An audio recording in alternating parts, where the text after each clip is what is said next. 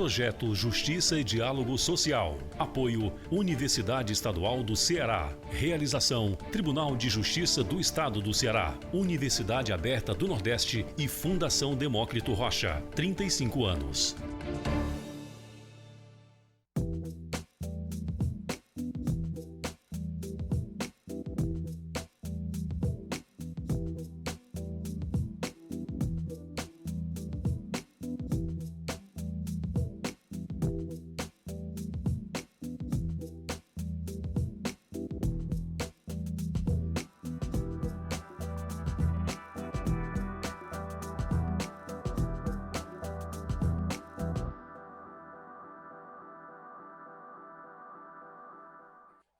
Olá, seja bem-vindo ao webinário Justiça e Diálogo Social. Esse webinário faz parte do curso Justiça e Diálogo Social, uma realização do Tribunal de Justiça do Estado do Ceará, Universidade Aberta do Nordeste e Fundação Demócrito Rocha, com apoio da Universidade Estadual do Ceará.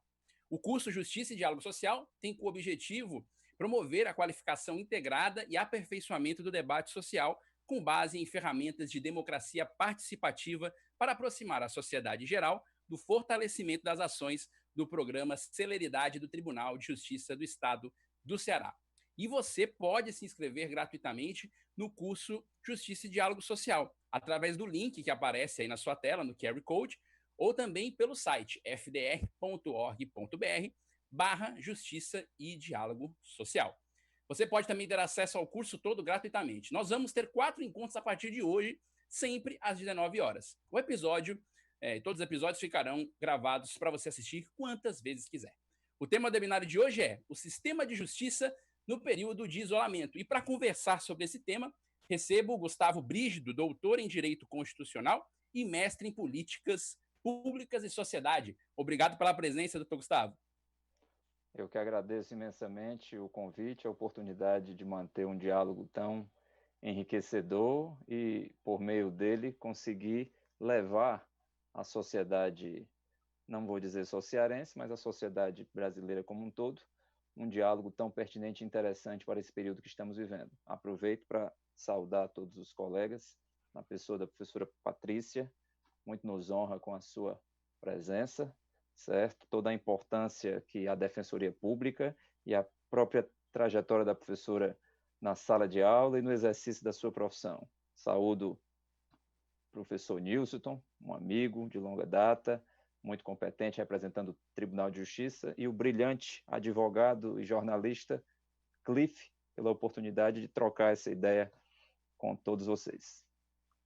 Recebemos também Patrícia Saleitão, mestre em Direito Constitucional e diretora da Escola Superior da Defensoria Pública do Ceará. Obrigado, Patrícia, pela presença também. Obrigada pelo convite, é uma alegria estar aqui hoje com pessoas tão acolhedoras, né, que têm muito a contribuir para a Justiça do Estado do Ceará, e estar aqui em nome da Defensoria Pública também participando desse debate e tornando a Defensoria cada vez mais próxima das pessoas e dos nossos ouvintes nesse momento. Obrigado. Recebemos também Nilson Aragão, doutor e mestre em Direito Constitucional e superintendente da área judiciária do Tribunal de Justiça do Estado do Ceará. Obrigado pela presença. Grande abraço, eu que agradeço a oportunidade de estar aqui debatendo com nomes de tão alta qualidade, minha querida amiga professora Patrícia, querido amigo professor Gustavo, o jornalista Cliff, uma referência que sempre nos honra aqui com essa participação. Então, fico aqui à disposição para o que for possível contribuir nesse debate. E recebemos também Cliff Vilar, advogado, jornalista e diretor corporativo do Grupo Povo. Obrigado, Cliff, pela presença. Muito bom revê-lo. Obrigado, Vinícius. Boa noite. Boa noite, doutora Patrícia. Obrigado aí pela presença.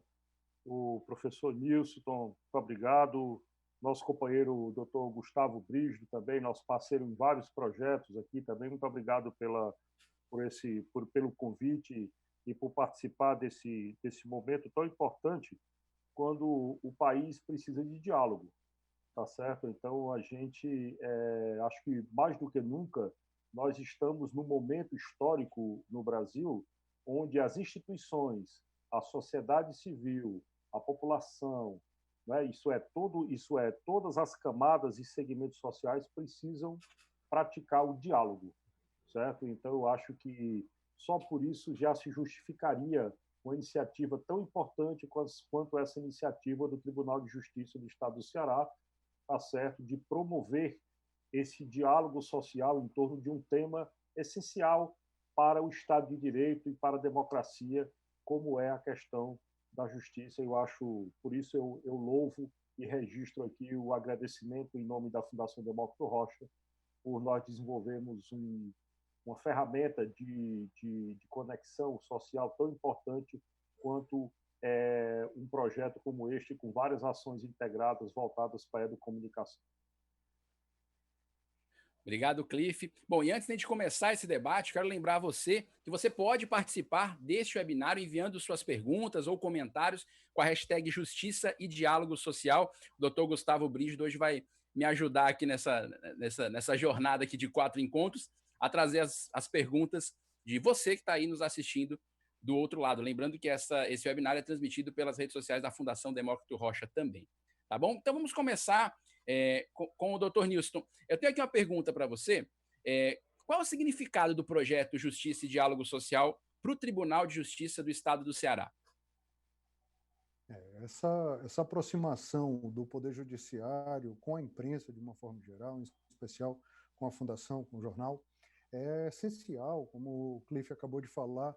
Esse é um momento de abolição política, de abolição de pensamentos que precisa ser conduzida e estimulada. Então, nós temos nessa oportunidade, amparado pelo jornalismo, que se torna cada vez mais essencial a pesquisa de fontes, a confirmação da informação para esse filtro de algo que é tão nocivo atualmente, que são as fake news, as informações truncadas, parciais. Então, o jornalismo cresce e o Poder Judiciário, como instituição também defensora da democracia, da estabilidade social, ela precisa estar presente e precisamos amadurecer esse debate, contribuir para que as pessoas possam dialogar cada vez mais munidas de informação. Então, sem dúvida nenhuma, é indispensável que o Poder Judiciário esteja aberto a esses movimentos. Eu ocupo um cargo no Poder Judiciário hoje, mas vejo essa abertura pelos membros do Poder Judiciário, os magistrados, os servidores, sempre procurando levar a informação, tornar o Judiciário mais próximo da sociedade, fazer com que a sociedade compreenda esse intricado emaranhado complexo emaranhado de situações que envolvem o sistema de justiça, para que o acesso ao Poder Judiciário, o acesso à justiça seja cada vez mais simples, cada vez mais fácil, e que não se tenha o temor de ir para um lugar que é o local natural de solução de conflitos das pessoas, né? O Poder Judiciário tem que ser esse ambiente convidativo.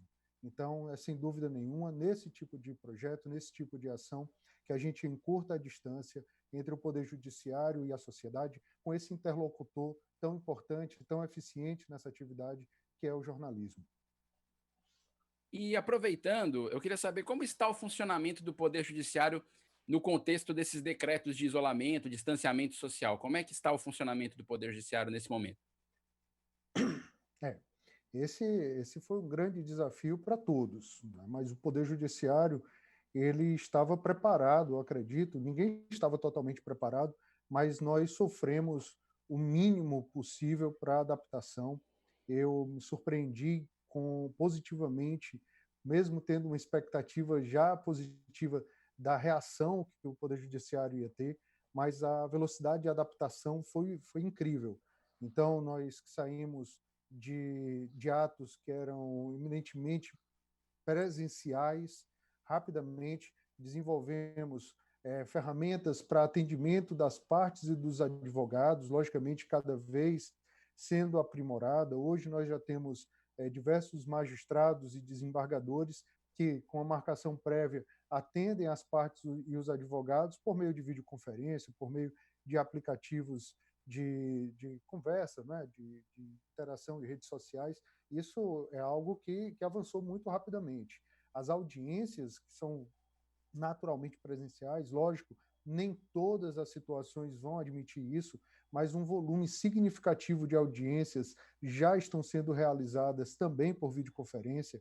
Né? Teve uma situação que eu acho que vale a pena que a referência, mas que aquele deslocamento que era necessário até o fórum, ele se torna cada vez menos necessário. Teve uma situação de um sujeito que era testemunha de um processo e que estava ali um pouco barulhento no local onde ele estava fazendo a sua exposição para a audiência. Ele disse, não, porque eu estava trabalhando, parei a moto, peguei o celular e fiz a audiência aqui no meio da rua. Então, tomando ali o mínimo de tempo do cidadão, sem tirá-lo da sua rotina, tornando a justiça também nesse ponto mais acessível.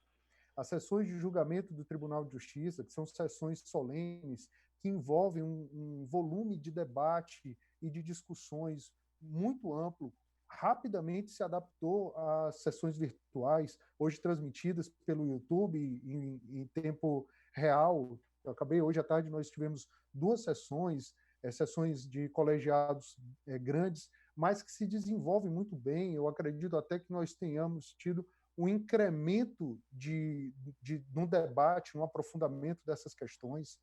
O teletrabalho, vários servidores com medo, talvez, ali do novo, né, da mudança para casa, mas em pesquisa interna que foi feita no Poder Judiciário, dizem que, se puderem, não querem retornar ao trabalho presencial ou querem fazer de forma mista, não é sempre essa possibilidade do trabalho, do teletrabalho, e que o acompanhamento de produtividade mostra que nós tivemos ganho de produtividade. Esses servidores estão mais produtivos e mais felizes com o trabalho.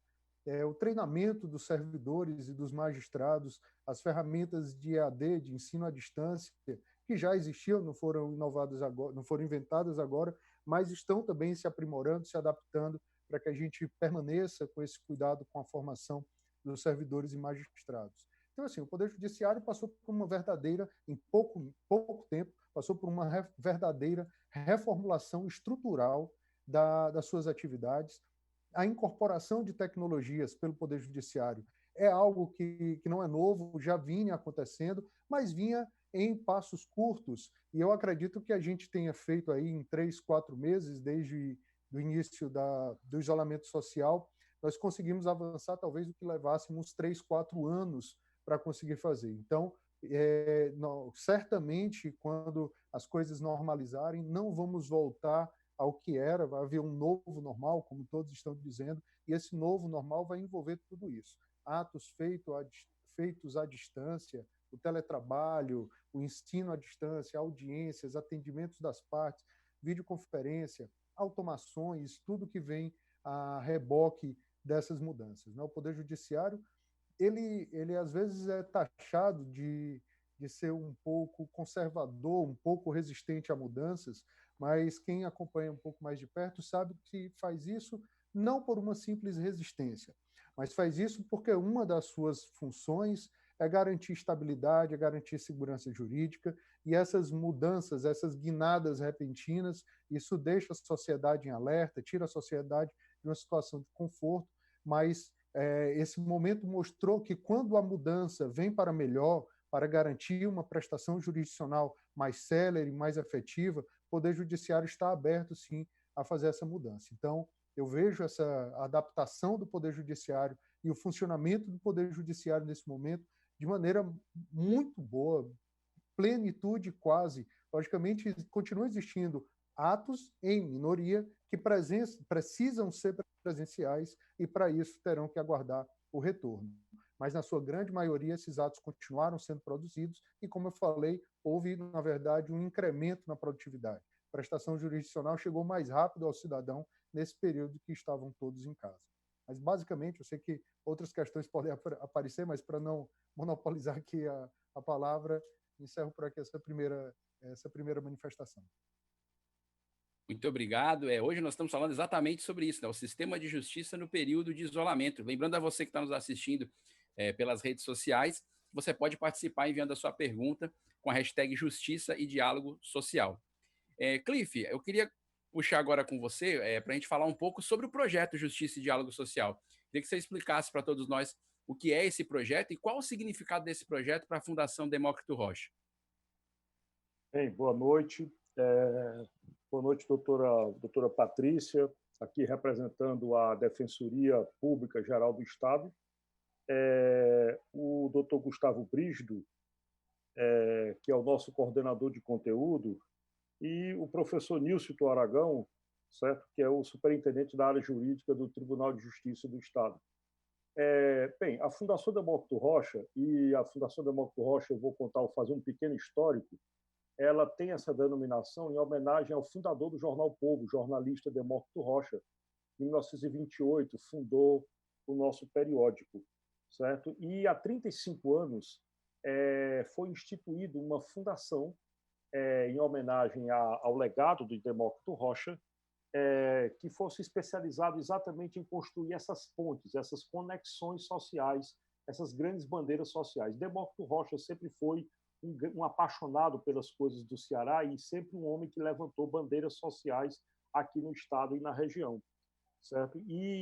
Então, assim, honrando esse DNA do nosso fundador, o fundador do Grupo Povo, foi que nós instituímos a Fundação Demócrito Rocha, e a Fundação ela se especializou em educação à distância, sendo hoje uma das maiores referências nacionais e internacionais em educação à distância aqui no Brasil. Hoje a gente desenvolve trabalhos para organismos internacionais como a Organização Pan-Americana de Saúde, a Organização Mundial de Saúde, vários ministérios, vários governos estaduais. Já fizemos projetos praticamente em todos os estados da federação.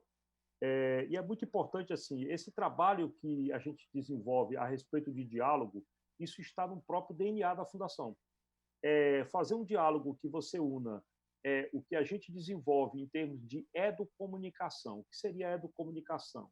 Seria você trazer ferramentas, trazer a educação com ditames didáticos, pedagógicos, mas com ferramentas de comunicação. Certo? Então, eu podia traduzir isso como ferramentas de acesso, né? Onde a gente pudesse traduzir o que a grande parte da população tem dificuldade de compreender, certo? Saindo do dialeto técnico e a gente conseguindo explicar. E é interessante, eu participei de uma palestra do antropólogo Roberto da Mata, quando ele falava da justiça palaciana, certo? E então eu ficava sempre com aquela imagem de que a população olhava para a justiça como se a justiça fosse um palácio e como se ela não tivesse acesso a esse palácio, porque como é que o cidadão que não tem calçado, como é que um cidadão descalço pode adentrar um palácio? Como é que ele pode acessar a justiça se ele não tem essa noção de cidadania? Então, quando a gente levou esse projeto para o presidente Washington Araújo, eu acho que ele foi muito sensível. E aqui eu faço um registro do seguinte: o Tribunal de Justiça do Estado do Ceará ele tem tido um papel de vanguarda social muito grande, certo? Não só fazendo o trabalho, que é o trabalho objetivo, destinado a um Tribunal de Justiça, que é a questão do Poder Judiciário, mas também de ter um papel social. Hoje, todas as instituições, sejam elas instituições públicas, instituições privadas, terceiro setor, todos nós temos uma função social. Então, a gente precisa, só existe uma forma de nós diminuirmos o fosso social que nos afasta, né? Então, você imagina, eu estava conversando aqui, Vinícius, na semana passada, eu estava entrevistando um captador do terceiro setor e ele disse, olha, não, mas as pessoas, quase todo mundo está como é que eu vou dizer, está convivendo bem com a questão da pandemia. Aí eu fiz a pergunta para ele, você está falando de quem é todo mundo, né? Ele disse, não, mas nós estamos todos no mesmo barco. Eu digo, não, nós estamos no mesmo mar, mas nós estamos em barcos diferentes, tá certo? Então, a pessoa, o cidadão que mora no Meireles não está no mesmo barco que o cidadão que mora no Lagamar. Tá certo? E não adianta a gente falar em justiça sem falar em justiça social. Não adianta a gente falar da questão meramente legal sem a gente falar da questão, quando se fala em justiça, você não pode ter uma opinião meramente positivista. E aqui eu, sem querer entrar na seara dos meus companheiros aqui de bancada, né? Mas enfim, são pessoas mais gabaritadas do que eu para falar sobre isso. Mas nós tivemos uma influência muito grande, eu tenho que confessar. Desde a década de 30, que o Grupo Povo tem um colaborador que entrou com 14 anos na empresa. E esse colaborador que entrou com 14 anos, ele era revisor de textos, ele se transformou talvez num dos maiores nomes jurídicos do Brasil, que é o professor Paulo Bonavides.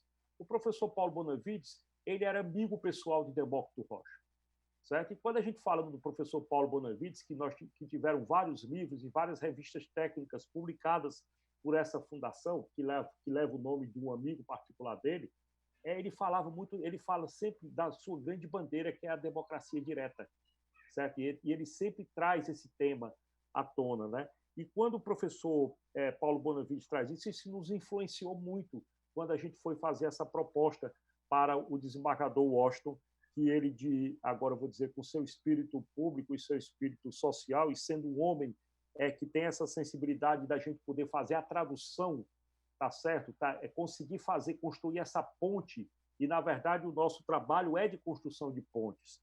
Então, eu acho que essa própria construção de pontes, criada por um projeto que se apresenta como Justiça e Diálogo Social, a própria denominação do projeto, ela já indica a construção desse vão que vai da informação, certo, para a prestação do serviço público, certo? Que ele conduz exatamente à necessidade de quem não domina a informação correta, tá certo? A informação de quem não tem agora eu vou dizer, não teve a oportunidade de decodificar os nossos dialetos técnicos construídos exatamente para impedir que a grande parte da população tenha acesso a esse serviço, certo? E acesso aos seus direitos, certo? Então, quando a gente constrói uma função como essa e a gente trabalha isso de uma maneira pedagógica, nós estamos, na verdade, não somente criando acesso, mas criando novos engenheiros que vão construir novas pontes, certo? Então, assim, o que seria esse projeto? Não somente a apresentação de uma ponte que liga a desinformação ao direito, mas também a ensinar grandes formadores, como, por exemplo, os professores que em sala de aula podem trazer essa informação e eles aproveitarem para construir outras pontes que levam também à questão do direito que todo cidadão tem de acesso à justiça. Perfeito. Obrigado, Cliff. Lembrando a você que o curso Justiça e Diálogo Social, você pode fazer a sua inscrição agora mesmo por esse QR Code que está na tela ou pelo site fdr.org.br/Justiça e Diálogo Social.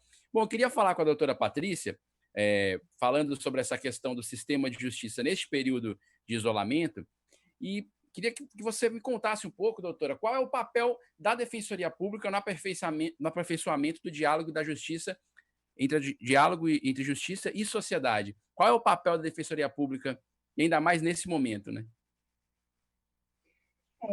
Mais uma vez, eu queria agradecer o convite, especialmente do Nilson, que eu tive a honra de tê-lo como aluno, mas eu era bem jovem, sabe? Porque eu comecei a dar aula bem, assim eu me formei, e aí a gente tive a honra de ter também como meu estagiário na Defensoria Pública, né? Uma alegria muito grande, e hoje vê-lo brilhar nesse local de destaque onde ele está, uma grande honra para mim, viu, Nilson? Vê-lo ocupando o espaço que você ocupa hoje. O professor Gustavo Brígido, o jornalista Cliff, acho que ele pavimentou a minha fala, né? O jornalista e advogado Cliff, nessa sua introdução, ele pavimentou o caminho para eu me sentir à vontade aqui nesse lugar de fala e nesse debate, né? Porque quando a gente fala justiça e diálogo social, falando de uma forma bem simples, eu posso dizer para você que isso tem tudo a ver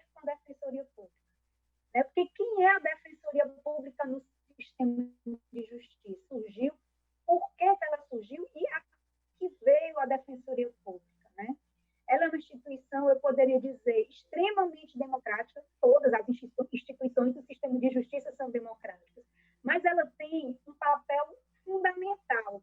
Por quê? Porque a representatividade da Defensoria Pública está intimamente ligada com essa ponte que o Cliff falou, essa interseção entre o sistema de justiça e a sociedade.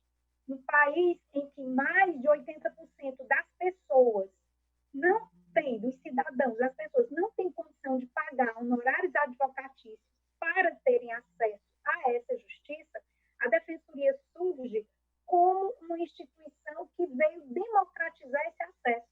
Né? A própria Constituição, no artigo 134, diz que o papel da Defensoria Pública é esse, é promover esse acesso amplo, integral e gratuito à justiça. Mas não é, quando a gente fala acesso à justiça, não é apenas acesso ao poder judiciário, mas a tudo aquilo que engloba esse contexto de justiça, inclusive justiça social também.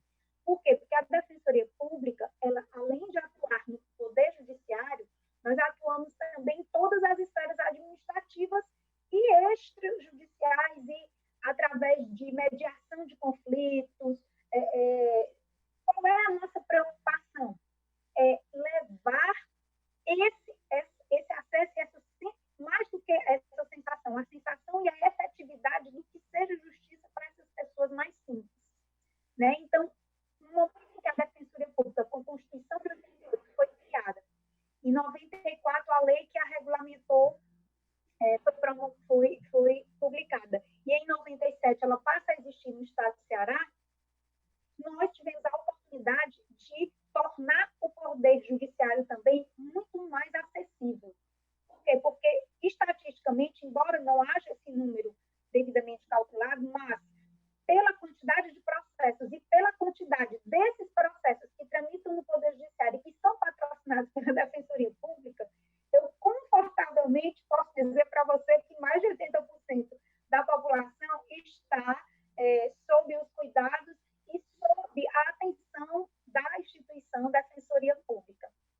Então, o nosso papel, nós estamos na outra ponta. Nós estamos com a população. Atendimento é uma coisa fundamental para a Defensoria Pública.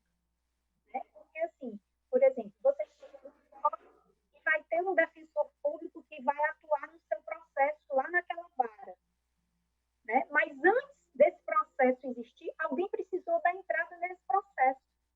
E, para isso, você teve que ir à Defensoria Pública, ser ouvido por um defensor que vai diagnosticar qual é a sua necessidade, se é um problema jurídico, às vezes o conflito é extrajurídico, é um conflito muito mais psicológico, e aí a gente encaminha para as instâncias do poder público, que podem dar esse suporte.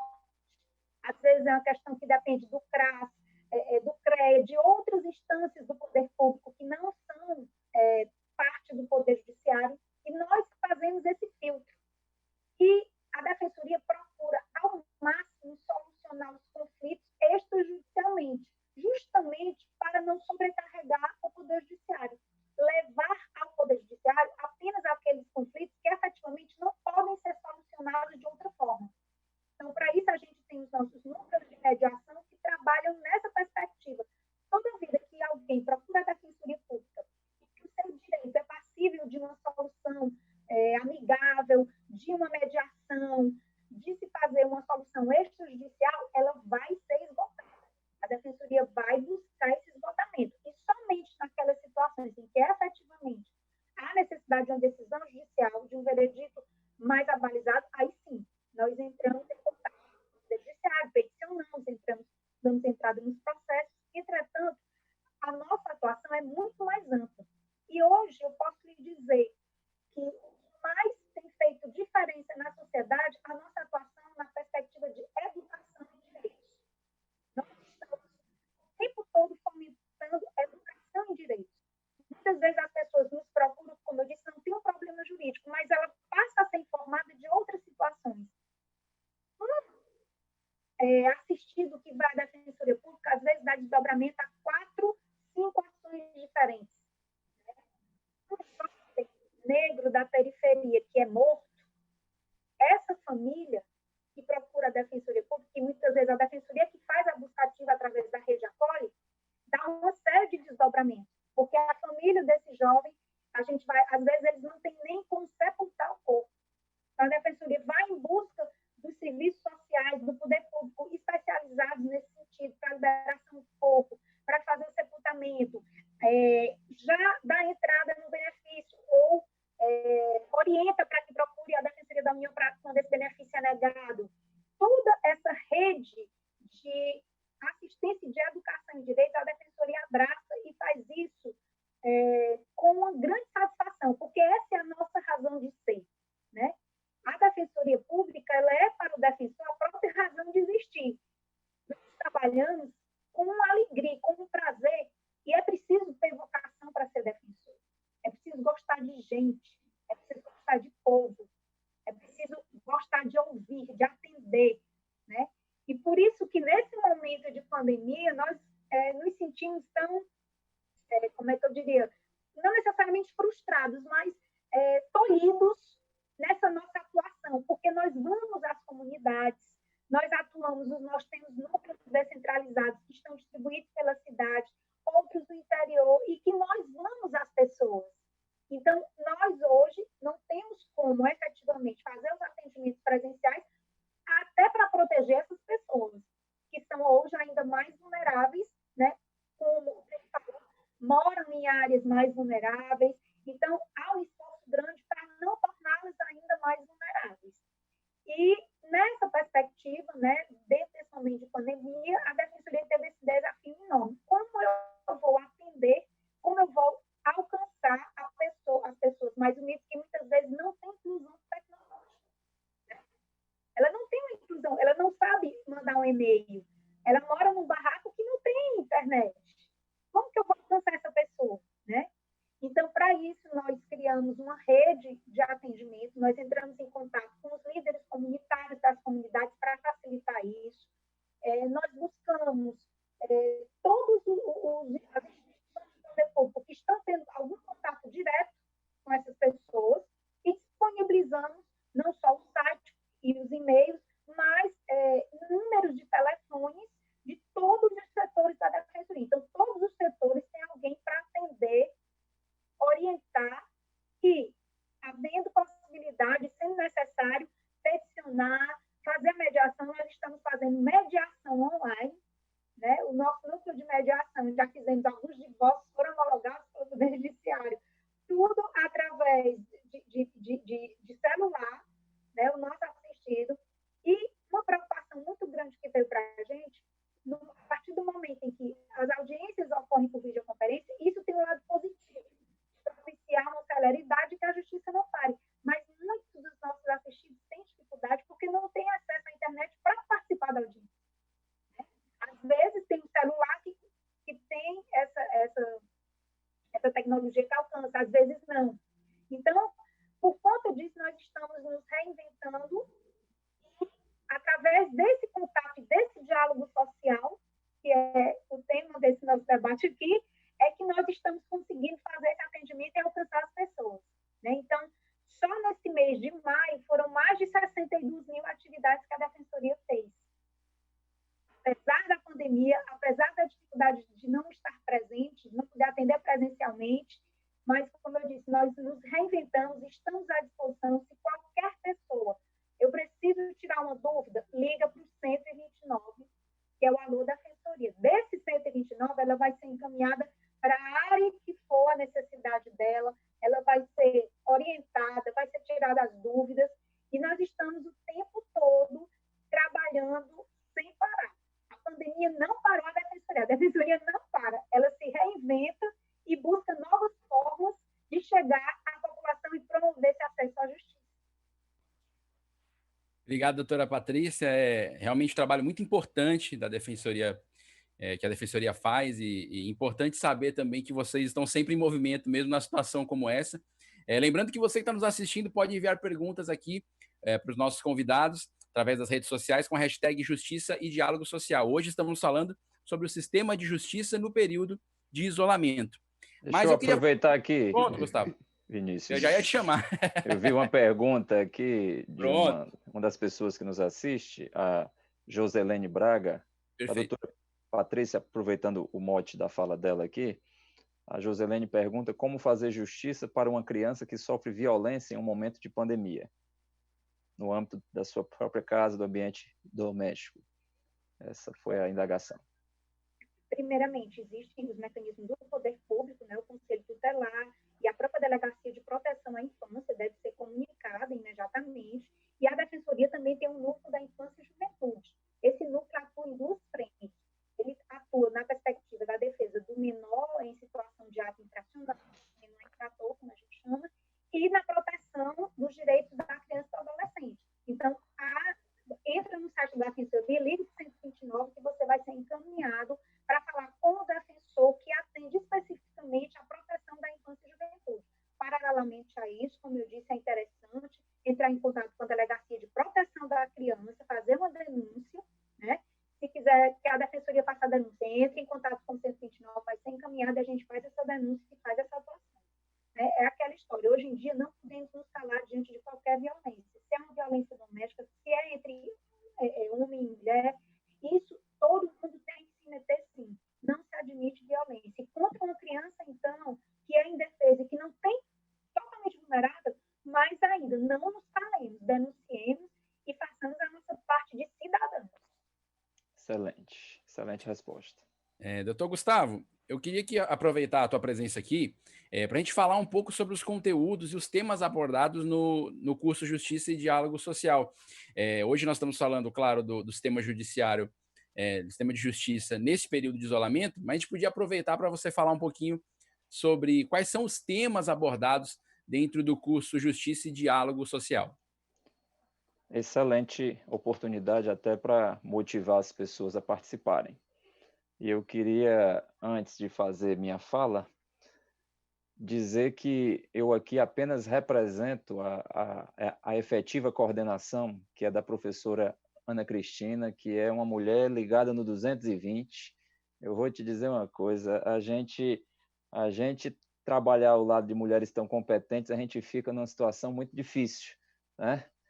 É muito complicado acompanhar o ritmo de vocês, viu, doutora? Muito complicado. Então, aqui, meu abraço para a professora Ana Cristina. O Cliff sabe bem do que eu estou falando, porque ele convive aí rotineiramente com o ritmo de trabalho. Eu convivo, Gustavo, e saiba que o Povo é uma empresa feminina. Nós temos uma presidente que nos conduz de uma maneira brilhante, mas o Povo é uma empresa de alma feminina e tem muito orgulho disso, tá certo? E muito bom você ter lembrado da professora Ana Cristina. Eu ia citá-la agora na minha fala, mas faço minhas as suas palavras a respeito da doutora e da professora Ana Cristina. Muito bacana esse projeto, porque a maioria das pessoas, já que a gente está falando do nosso público em geral, um público muito heterogêneo que nos assiste, as pessoas, quando escutam a palavra justiça, elas têm mania de lembrar só do Poder Judiciário.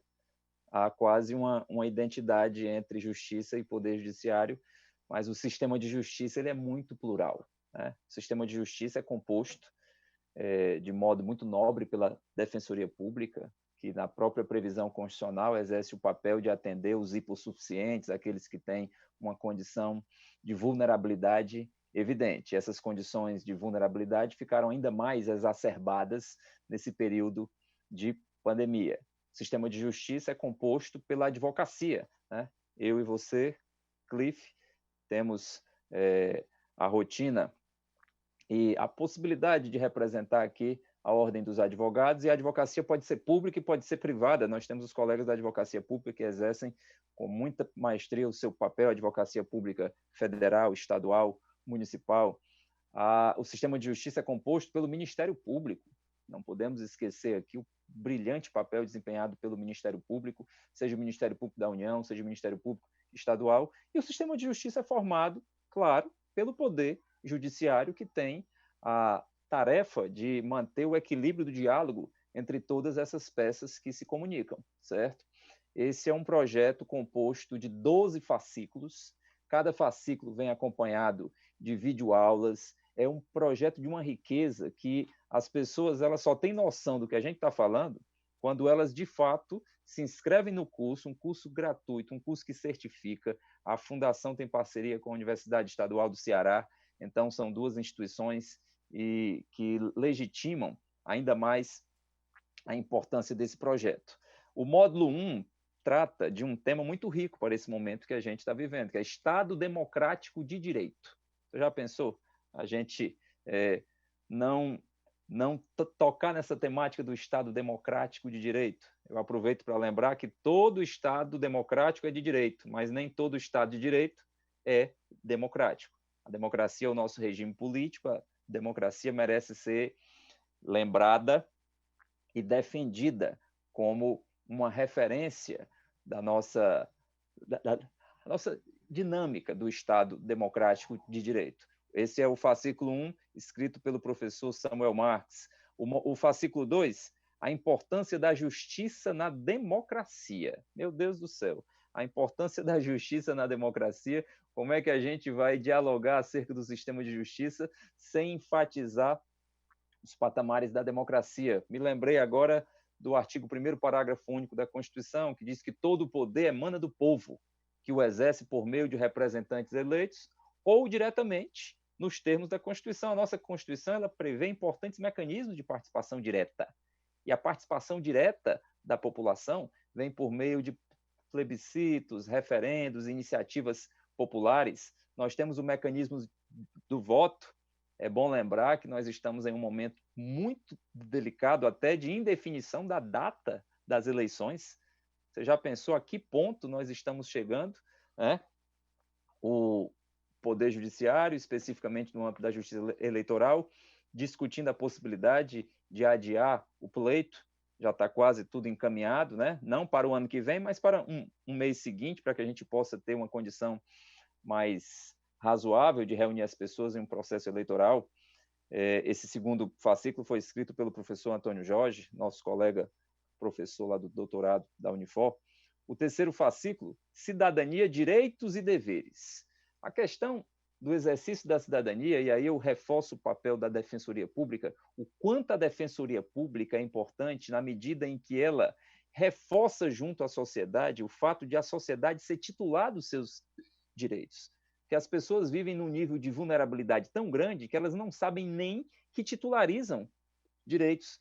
É como se a Defensoria ali, a senhora já deve ter se deparado com isso, professora, ao final de um atendimento, a população sair agradecendo, muito obrigado, como se ali vocês não estivessem exercendo a sua obrigação constitucional. Mas é porque é tão raro esse atendimento, esse sentimento de reciprocidade, que isso fragiliza muito o exercício da titularidade dos direitos por essas pessoas. Esse fascículo 3 foi escrito pela professora Brena Kesser, que coordena vários projetos de pós-graduação. O fascículo 4, direitos sociais. Ora, nós estamos dialogando especialmente acerca da proteção dos direitos sociais. Os direitos sociais que são direitos fundamentais de segunda dimensão, são direitos fundamentais que exigem do Estado, e a gente está até num momento muito rico para discutir, isso é um tema muito presente, de que tamanho deve ser o Estado. Eu via muitas pessoas questionando a importância do Sistema Único de Saúde.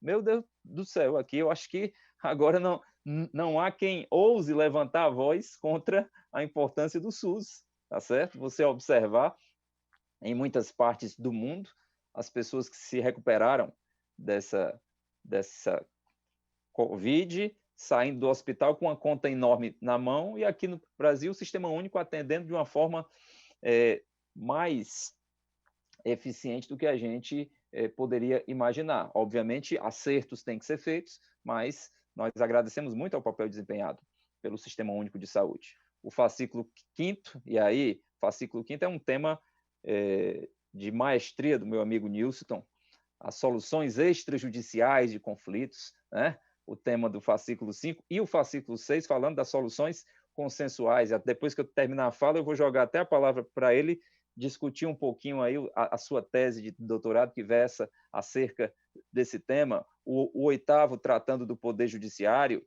né, com a participação do professor Gustavo Raposo nos temas do sistema de justiça, da professora Marília Bittencourt na questão das soluções consensuais, o Poder Judiciário no Ceará, o professor Rafael, as atuações estratégicas do tribunal, e o CNJ, professor Rafael também, e, por fim, o papel do juiz, essa figura que, por muito tempo, as pessoas imaginavam uma figura muito distante. O juiz tem que ser essa figura mais próxima da sociedade para manter esse diálogo e funcionamento do sistema de justiça. Eu aproveito aqui, antes de devolver para você, Vinícius, professor Nilson, o que são essas soluções consensuais? O que é esse tema tão discutido no momento atual? Tá no mudo, doutor. Só libera aí o microfone. Hábitos novos que temos que adquirir, né? Todos nós estamos aprendendo. Mas, professor Gustavo, esse realmente é um tema que me é muito caro. Eu acompanho aqui de perto a angústia, né, do jurisdicionado em busca de uma solução, e por mais que tenhamos conseguido avançar nessas últimas décadas na viabilização de um acesso à justiça, está aí mais uma vez a Defensoria como uma grande ponte que faz essa ligação, que permite o acesso. Mas a verdade é que nós desenvolvemos uma cultura do litígio também. Isso tem raízes antigas, não vale a pena a gente resgatar aqui isso, mas a verdade é que hoje, quando duas pessoas se deparam com um conflito, a primeira, não havendo ali uma solução imediata, na tentativa de acordo direto, se imagina logo o acesso ao Poder Judiciário, a judicialização daquela questão. E, na verdade, o mundo, de certo modo, já percebeu, e o Brasil vem evoluindo de forma muito significativa nisso, que existem formas outras de se resolver, uma negociação assistida, por meio, por exemplo, de uma conciliação, de uma mediação, termos que se popularizam a cada dia. Isso permite uma justiça, não vou dizer de uma qualidade maior, mas para alguns casos a via mais adequada. Aqui não é uma disputa de o que é melhor ou o que é pior, se é um acordo, se é através de uma mediação ou uma sentença adjudicada, uma sentença prolatada por um juiz. A grande verdade que a gente tem que entender é que cada conflito tem uma solução diferente. Assim como o acordo não é uma solução ótima e excelente para todos os casos, da mesma forma a sentença judicial não é. E não adianta a gente ajuizar uma infinidade de ações e aguardar que o Poder Judiciário, com toda a limitação orçamentária que o Brasil passa, nosso país, e o estado do Ceará em especial, ele venha dar uma resposta rápida, completa, integral, imediata, quase como se precisa, enquanto você não tenta buscar outros caminhos. A professora Patrícia falou de um projeto da Defensoria que busca essa mediação, né? Os advogados, a OAB, de uma maneira geral, também está muito sensível a isso. Quando é procurada por um jurisdicionado, por alguém que vem com um conflito que não conseguiu resolver por suas próprias intervenções, não é agora simplesmente indicado ao Poder Judiciário. Vamos preparar uma petição inicial e entrar na Justiça. Existem outros caminhos, existem outras portas a ser procurada. Então, a OAB tem conduzido muito bem os jurisdicionados a essas câmaras privadas, às vezes os próprios advogados intermediando essa negociação, a Defensoria Pública, o próprio Ministério Público, algumas universidades possuem centros de negociação, algumas empresas, o poder público tem procurado levar essa porta.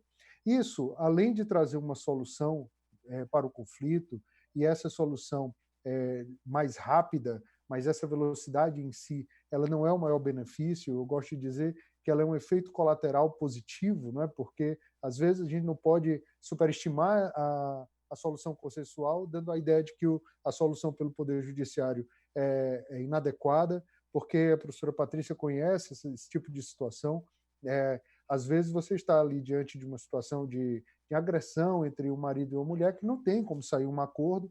Às vezes você está numa situação de disparidade econômica muito grande entre o empregado e o empregador, onde a única forma de se alcançar a justiça é por uma decisão judicial que venha equilibrar essas forças.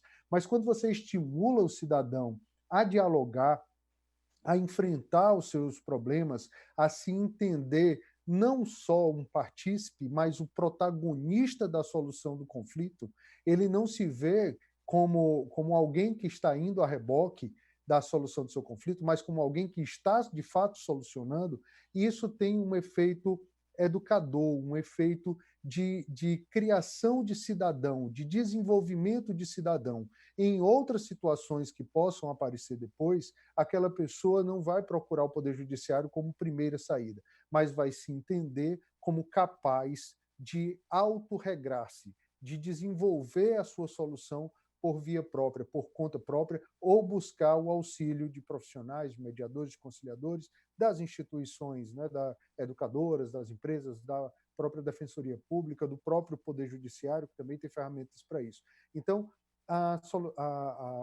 o estímulo às vias consensuais, ela tem esse efeito pedagógico muito interessante para o desenvolvimento do cidadão, e eu acho que é aí onde está o grande benefício a longo prazo, não a curto prazo. Se imaginar que uma mudança na legislação, como aconteceu há 5 anos, ia por uma canetada transformar essa cultura da judicialização dos conflitos em uma cultura consensual, era fadada à frustração, a expectativa falsa. Mas esse empenho, isso vem desenvolvendo, vem criando novas portas, vem colocando o tema em pauta, e hoje você não encontra um debate de direito, um congresso, em que isso não seja um dos painéis, não esteja em um dos painéis, e isso sim vai contribuir para que aí, nos próximos anos, nós consigamos ver essa cidadania sendo resolvida, sendo exercida também por essa forma. Excelente. Eu queria só aproveitar, enquanto a gente está nos minutos finais aqui, chegou uma pergunta muito bacana da Milena Albuquerque. Ela perguntou, e aí vai especialmente para o Nilson e para a doutora Tereza, em quais espaços a psicologia se insere hoje enquanto categoria profissional no sistema de justiça? Aí eu queria que vocês me dissessem aí, na Defensoria, no Tribunal de Justiça, onde é que as psicólogas e os psicólogos entram, por favor. Eu gostaria de dar a palavra à professora Patrícia, né, que talvez tenha uma contribuição maior, mas também tem ali uma contribuição depois. Eu acho que um dos desafios que nós encontramos dentro dos cursos de direito e das instituições que atuam no sistema de justiça é a compreensão de que nós não somos detentores de todos os saberes. A nossa formação acadêmica, ela é muito limitada. Ela se resume na perspectiva do direito em si. Existem algumas disciplinas dos cursos de direito onde a gente faz essa interseção com outras ciências, como a própria cadeira de psicologia jurídica, a medicina legal, mas o direito, ele precisa se valer de outras ciências para efetivamente complementar essa justiça que a gente está falando, né, dessa justiça social. E a psicologia tem um papel importantíssimo nesse aporte, né? A Defensoria hoje, ela tem um núcleo psicossocial, né, um corpo técnico de psicólogos e de assistentes sociais, que tem um trabalho fundamental, tanto nessa questão das mediações, como eu estava falando agora, né, como fazer uma triagem da necessidade daquele indivíduo que busca o atendimento, muitas vezes achando que é jurídico, e não é. E, paralelamente a isso, a psicologia é importantíssima em vários tipos de atuações jurídicas. Por exemplo, quando a gente faz uma audiência na própria vara da infância e juventude, o depoimento de uma criança que foi, como perguntado há pouco, vítima de violência, né? Como esse depoimento pode se dar? Essa criança precisa de uma assistência psicológica para que participar de uma audiência não seja reviver uma situação de violência, de trauma e de estigma. Existem técnicas específicas para isso. Eu não posso sentar a criança aqui no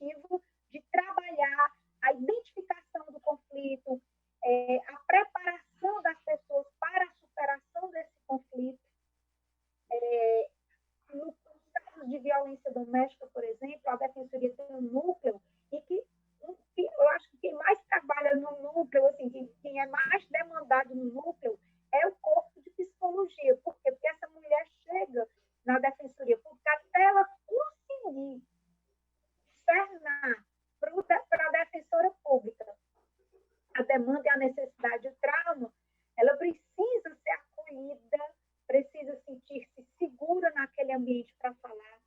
E isso, a psicologia tem técnicas para trazer esse acolhimento, essa confiança, essa segurança que o assistido precisa, muitas vezes, para enfrentar aquela situação da qual ela se vê prisioneira, não consegue sair daquele emaranhado, né, porque existem muitas violações por trás de uma violência doméstica, não é uma violência física, existe uma violência moral, econômica, manipulações, a pessoa às vezes nem se enxerga nesse contexto. Então, a psicologia tem papel fundamental, tanto no auxílio da melhor execução de atos judiciais propriamente, como na preparação de uma atuação e nesse acesso à justiça, que, como a gente já falou, que é muito mais amplo do que o acesso ao poder judiciário. Então, a psicologia, nós, enquanto instituição de justiça, precisamos reconhecer que precisamos, sim, das outras ciências, da sociologia, da própria ciência política, da engenharia, quando a gente vai fazer as perícias, né, com interdição, precisa saber se aquela pessoa tem ou não condição. O psicólogo vai atuar também nesse momento. Então, é de fundamental importância a psicologia, como em todas as relações humanas. Nilson, só Professora, a sua complementação. Professora Patrícia, como não poderia ser diferente, acabou exaurindo aí o tema, né? Mas, na verdade, é isso mesmo. Nós temos, talvez ali, ela falou bem do depoimento especial de menores, nós temos as adoções, né, que precisam desse acompanhamento para que possa se efetivar. Nós temos o acompanhamento dos menores, dos adolescentes em conflito com a lei. Temos algumas ações, projetos, como, por exemplo, a oficina de parentalidade de pais e filhos, que ajuda o acompanhamento, a preparação, às vezes, de um casal pós-divórcio, de como se portar para que não surjam novos conflitos, as internações, mas é isso. A professora Patrícia, como eu falei, exauriu aí o tema, conseguiu deixar esse ponto bem, bem consolidado. Bom, obrigado. Estamos chegando aqui no final, né? Passou rápido, né, doutor Gustavo? É tão bom quando o assunto é importante e, enfim, cheio de nuances para a gente avaliar. Eu gostaria muito de agradecer a presença de todos aqui, já pedindo as considerações finais, fazendo o nosso agradecimento. Começando pelo Cliff Vilar, advogado, jornalista e diretor corporativo do Grupo Povo. Obrigado, Cliff, e obrigado, né, pela Fundação Demócrito Rocha acreditar também nesta ideia e nesse curso. Muito obrigado à doutora Patrícia, né, por abrilhantar aqui esse primeiro webinário do projeto, né, representante aqui da Defensoria Pública Geral do Estado do Ceará. Doutora Patrícia, depois quero lhe convidar para que a gente faça outras discussões como essa, específicas. Também nós temos um programa dentro da Rádio CBN. Enfim, voltar a tratar do assunto é muito importante, o papel da Defensoria Pública dentro de uma sociedade. Não se pode falar em diálogo social, justiça e diálogo social, sem colocar um holofote muito especial no trabalho da Defensoria Pública, e eu gostaria de agradecer à instituição aqui publicamente, tanto a Fundação Demócrito Rocha como o Grupo de Comunicação Povo. Nós reconhecemos, também como instituição também que somos, certo, o papel fundamental da Defensoria Pública. Agradecer ao Dr. Nilson Aragão, superintendente da área jurídica do Tribunal de Justiça, que já é um parceiro de vários projetos que tratam exatamente dessas pontes sociais que a gente constrói. Doutor Nilson, então, assim, muito obrigado. Leve o nosso abraço ao desembargador Washington por uma parceria tão importante para a sociedade. Agradecer aqui o nosso coordenador de conteúdo do projeto, doutor Gustavo Brígido, Gustavo, muito obrigado. Você é um cara brilhante. Não é o primeiro projeto que nós desenvolvemos juntos e a sua presença sempre é uma garantia de qualidade, uma garantia de uma entrega que realmente transforme a sociedade e consiga atingir os objetivos do projeto. Muito obrigado. Agradecer a minha amiga, professora Ana Cristina Barros, coordenadora executiva desse projeto, Ana Cristina, que trabalha diretamente comigo nesse projeto, e ela tem sido por várias iniciativas uma pessoa fundamental em todo esse projeto. Em nome da Fundação Demócrito Rocha, claro, nós nos sentimos honrados de participar desse primeiro webinário, tá certo? E também, em nome do Grupo de Comunicação Povo, falar que a gente considera que o papel da imprensa esse papel, o papel também de fazer essa ponte também. A imprensa também é uma outra ponte, certo? E nos colocamos à disposição, não existe democracia e não existe justiça social sem uma imprensa livre, tá certo? E o Ceará se orgulha de ter um dos veículos mais respeitados do Brasil. O Jornal o Povo, daqui a 8 anos, completará 100 anos, certo? Ninguém faz 100 anos à toa, tá certo? Então, isso daí é um motivo de orgulho. Nós já começamos a nossa contagem regressiva e quando o Povo faz 100 anos, não são os proprietários do Povo, os colaboradores do Povo, até mesmo os leitores do Povo que estão de parabéns. Quem está de parabéns é a sociedade cearense, tá certo? Que tem uma instituição do porte do Povo, respeitado nacionalmente e internacionalmente como um dos veículos mais premiados do Brasil, uma redação das mais premiadas do país, com um recorde de prêmios ESSO, e assim, eu acho que é um orgulho para todo o Ceará. Eu gostaria de deixar essa frase, que não se constrói sociedade sem imprensa livre, certo? Então, assim, é muito importante que todas as instituições fechem o cerco ou se dê as mãos para evitar qualquer tipo de retrocesso em relação à censura dos veículos de comunicação, certo? É muito importante que nós sejamos partícipes dessa grande corrente nacional pela manutenção do Estado de Direito, tá certo? Pela manutenção de uma sociedade plural, diversa, certo? E principalmente tolerante. Obrigado, boa noite. Obrigado, Cliff. Quero agradecer também ao Dr. Nilson Aragão, doutor e mestre em Direito Constitucional e superintendente da área judiciária do Tribunal de Justiça do Estado do Ceará. Obrigado pela presença e parabéns pelo trabalho durante a pandemia. Imagino que está sendo um momento difícil para todos, mas obrigado pela força aí do Poder Judiciário nesse momento. Eu que agradeço a oportunidade de participar. De fato, tem sido um momento de muito trabalho, mas quando os resultados aparecem, o trabalho é gratificante. E eu gostaria de nessas últimas palavras, reforçar isso que o Cliff colocou. Eu acho que o momento é de fortalecimento de instituições. Nós temos aqui, não representantes diretamente, né, mas o professor Gustavo, o próprio Cliff, como da OAB, não é? Uma grande instituição. Nós temos a Defensoria Pública, o Jornal O Povo, e o Poder Judiciário. Enquanto as instituições se mantiverem fortes, independente de qualquer manifestação partidária, posição de direita ou esquerda, o importante é nós garantirmos a democracia, garantirmos o debate público, garantirmos que o cidadão estará presente nas decisões. E é isso que esse projeto coloca, é isso que é a grande função, talvez o maior desafio e a maior prioridade na atuação do Poder Judiciário hoje. É garantir que nós tenhamos todo esse debate. A democracia ela tem essa efervescência do contraditório que, às vezes, parece tumultuada, mas enquanto não encontrarem um regime que funcione melhor, é ele que nós temos que defender, é por ele que nós temos que brigar, para que todos possam ter o direito de se manifestar.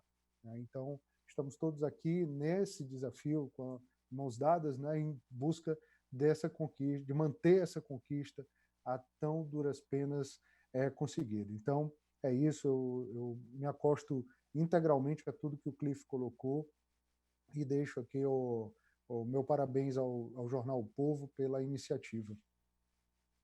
Obrigado. Agradeço também Patrícia Saleitão, mestre em Direito Constitucional e diretora da Escola Superior da Defensoria Pública do Ceará. Obrigado, Patrícia, pela presença e parabéns pelo trabalho, mesmo em meio a um momento tão difícil como esse.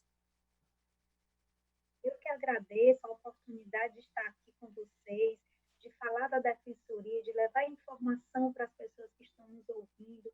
Essa iniciativa é fundamental. Eu acho que quanto mais próximo a justiça esteja da sociedade, mais fortalecida ela vai estar, porque as pessoas vão compreender a importância dela, como é importante as instituições do sistema de justiça funcionarem bem, como nós precisamos do serviço público, como o professor Gustavo falou há pouco, de uma maneira geral. Precisamos fortalecer as instituições públicas.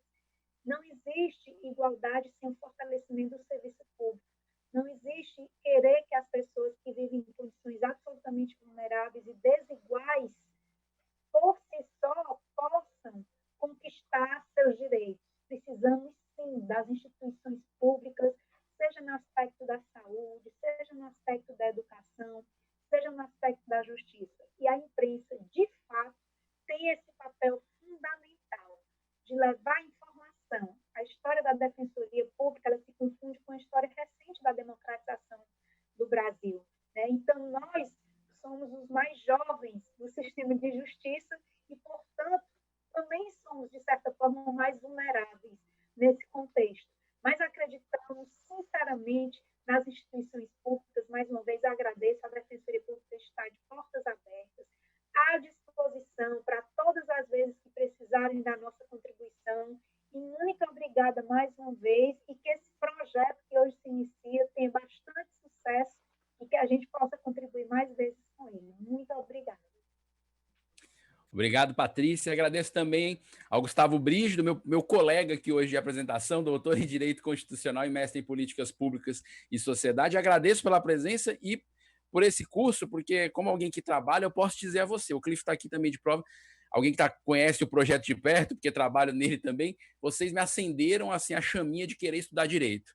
É porque eu estou com muita coisa na cabeça, mas eu tenho adorado todo o curso. Parabéns e obrigado pela presença. Legal. A palavra de ordem é gratidão, agradecer a oportunidade de fazer parte. Só fazer parte do projeto já é uma honra para mim, juntamente com a professora Ana Cristina, a gente ter, assim, ver o resultado disso ao longo desses meses, sob a maestria do nosso maestro Cliff, a gente poder dialogar esse tempo todo com a acessibilidade do Nilson, como representante do Tribunal de Justiça, certo? E convidar o pessoal, porque tem amanhã à noite, tem quarta à noite, tem quinta à noite, o projeto se segue aqui ao vivo, e, sem dúvida alguma, a palavra defensoria pública só poderia ser feminina, doutora Patrícia, porque a sensibilidade feminina, ela exacerba o papel da defensoria pública. Eu estava lendo um comentário aqui no chat, que eu fico com o olho no malto, no peixe. Uma jovem aqui chamada Cíntia, ela disse: sou graduada em comunicação social, mas fiz o curso porque o tema me atraiu. Esse projeto é plural.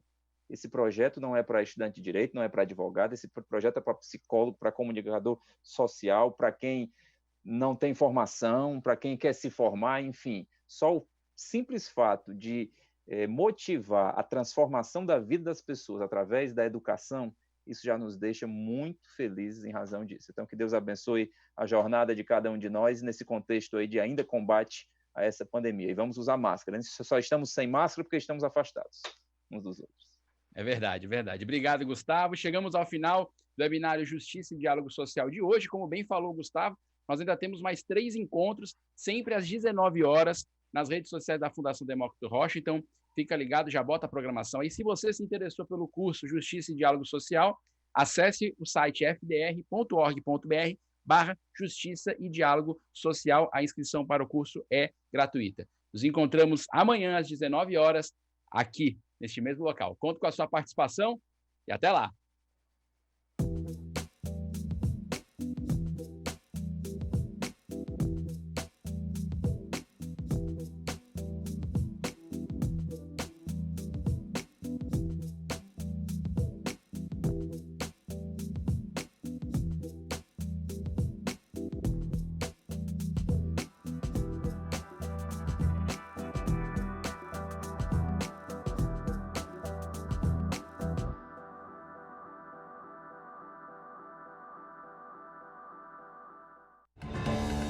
Projeto Justiça e Diálogo Social. Apoio Universidade Estadual do Ceará. Realização Tribunal de Justiça do Estado do Ceará. Universidade Aberta do Nordeste e Fundação Demócrito Rocha. 35 anos.